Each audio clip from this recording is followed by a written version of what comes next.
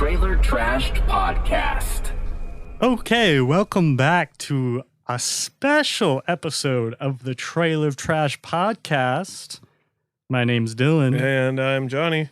And this episode, we're going to do something special suggested by one of our viewers.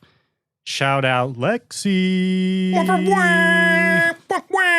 So from now on, we're going to recap all of the trailers that we talked about in the previous month, revisit our scores, our predictions, compare them to the real Rotten Tomato scores, and see who was closer, me or Johnny. June Rewind. So thank you, Lexi, for submitting that. We're gonna do that, and any more suggestions that are thrown our way, we will consider. Because we got a gold mine on our hands. Absolutely. And we are down there day and night. What do they use? Pickaxes. We got someone there with water. Who's panning for gold down there? We got panhandlers. We got beggars. The Jizza.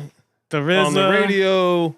We got stand-up comedians. Hank Filling.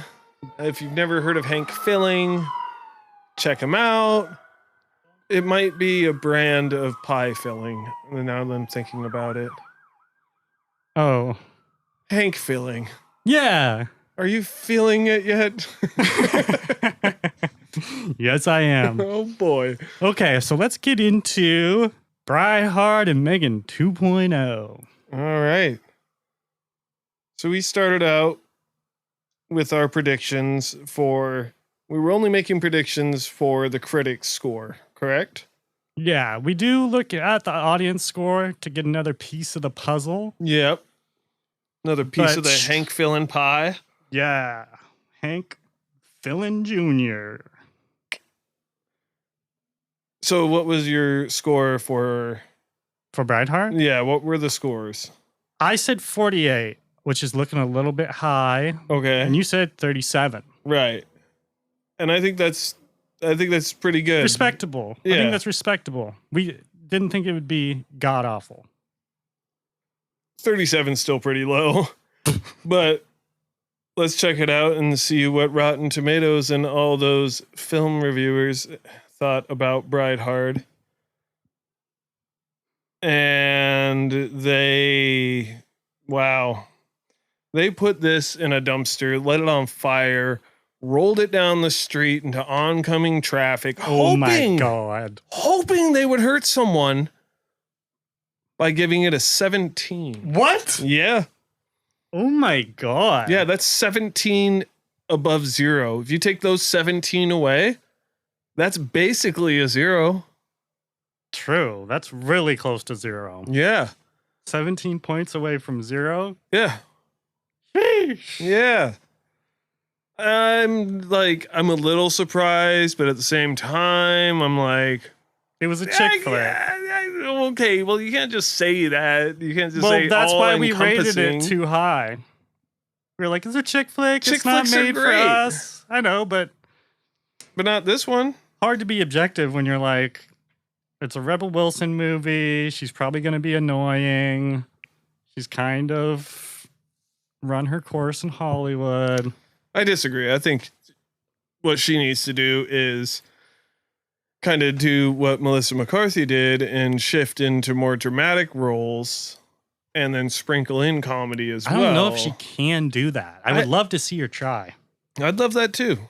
All it takes is... That sounded mean. I would love to see it, I guess. Yeah. I think she would be capable. I think any actor who does comedy could take a second and study and, you know, if they're dedicated to their craft. Yeah. I'd love to see that. But I would not love to see Bridehard. No.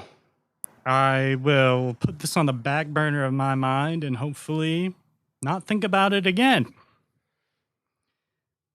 So let's move on in that case to Megan 2.0. Megan 2.0. What were our predictions for that? We had higher hopes for this film. I gave it a 59. We both trashed it as well, but I gave it a 59. Which, you know, I don't feel like that's generous. I feel like that's pretty good. And you gave it a 55. So Yeah. we were much closer in our predictions to each other. We were kind of in agreement here. Right in the middle of the road. It's not like it's like half the people are gonna like this and half people won't. Which I think is, that's And they took a risk with this movie really, you think it was a risk? by not going horror. I see. Maybe not it's not a huge risk, but they tried something different, I guess is a better way to put it. I wonder if they identified the parts of the movie that people liked and leaned heavier on those. Oh, like a focus group. Yeah, they're like, oh, well, we really liked Megan Dancing and killing. and saying funny things like a robot. And then someone's like, well, were you scared by it? And they're like, nah, not really. And they're like, all right, well, we're not even going to fucking try and scare you. We'll just give you more dancing, more vaginas, and you're good to go. Yeah. And one thing that I will add is that we always watch the most recent trailer. When we usually watch the last trailer to come out. And I happen to be watching the NBA Finals OKC Pacers series.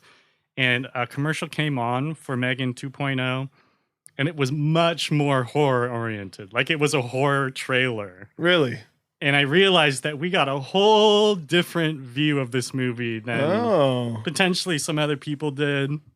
I see. We watched like the Britney Spears trailer, which was action comedy. It was a pretty cool trailer. Yeah. But they did have a horror one too. Yeah. So anyway, enough about that. And more about this. Megan 2.0 got a 57. 57. Split us right in the middle. They took us. They took a knife and they just right down the middle. So we tied up on that one. Yeah. And we were really close. I think it was much easier to be objective about this movie. It's a sequel. It's, kind of in our wheelhouse. It's not about girls doing backflips with their pussy lips hanging out. Yep. Back clits. And we also had something to compare it to as well. You have the first movie to compare it to. You kind of know what kind of audience they're getting into. Yeah, exactly. The fan score for this was 83. So all the people who were fans of the first one obviously liked the second one. Mm-hmm.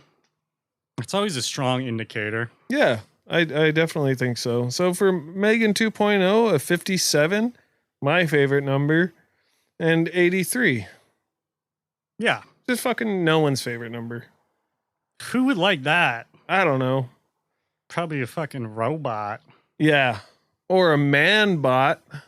Man bot, murder bot. Man bot, murder bot. He only murders men. Ooh. So it's called Mangan, and that'll be their next movie, and it'll be a male robot, and it'll be called Mangan. Mangan, his last trial. Yeah. He's killed every man in the world. He's even killed his own father. Whoa. His creator, Tom Pinnacle.